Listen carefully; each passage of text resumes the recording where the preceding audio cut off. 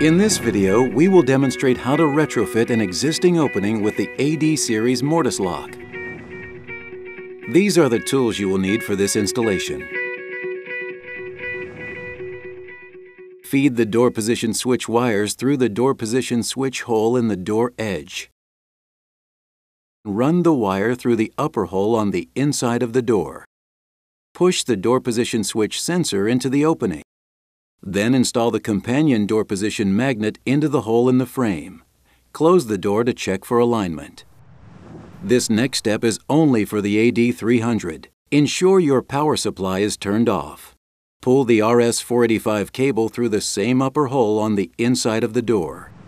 If your AD-300 is hardwired separately, pull the two power wires through the same upper hole on the inside of the door.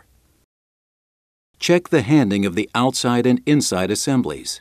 The knob stop pin should be pointing towards the latch edge of the door. If those assemblies are not handed for your opening, rehand them now. Watch the AD-Series Mortise rehanding video to learn how. Ensuring correct alignment of the latch, slide the Mortise chassis into the door, being careful not to crimp any wires. Install the cylinder and lever onto the outside assembly. Insert a Phillips screwdriver into the spindle assembly and rotate the cam clockwise until it stops. Place the cylinder into the handle and, while holding it in place, insert the key. Turn the key 90 degrees clockwise and push the lever over the spindle.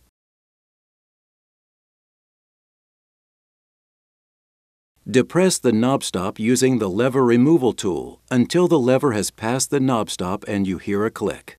Check the lever and cylinder have seated correctly by turning the key and removing the key from the lever. Insert the black set screw into the shank of the lever and tighten.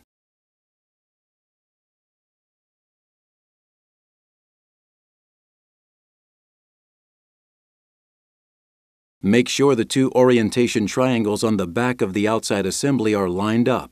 You can use one of the spindles to rotate to the correct position.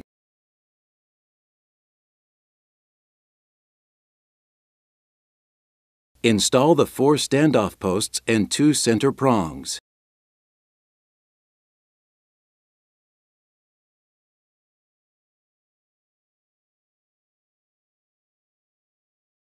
Insert one of the spindles into the back of the assembly with the beveled square end pointing outward.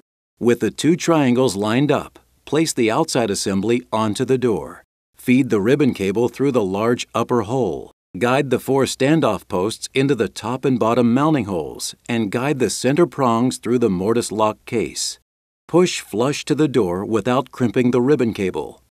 Now that the outside assembly is in position, attach the anti-rotational plate.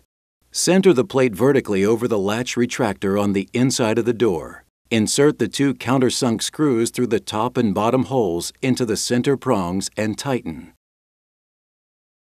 Slide the other lever onto the inside assembly using the lever removal tool to depress the knob stop. You should hear a click when it is properly seated. Place the spring onto the post end of the second spindle and insert it into the inside assembly with the beveled square end pointing outward. Carefully feed all wires, including the deadbolt position switch wires, through the conduit holes of the inside assembly while aligning the spindle with the Mortise lock hole. Push the assembly flush to the door. Install the 4 mounting screws. To complete the mechanical installation, install the Mortise lock body screws on the faceplate and install the strike. To check for correct mechanical operation, depress the inside lever and make sure the latch and deadbolt fully retracts.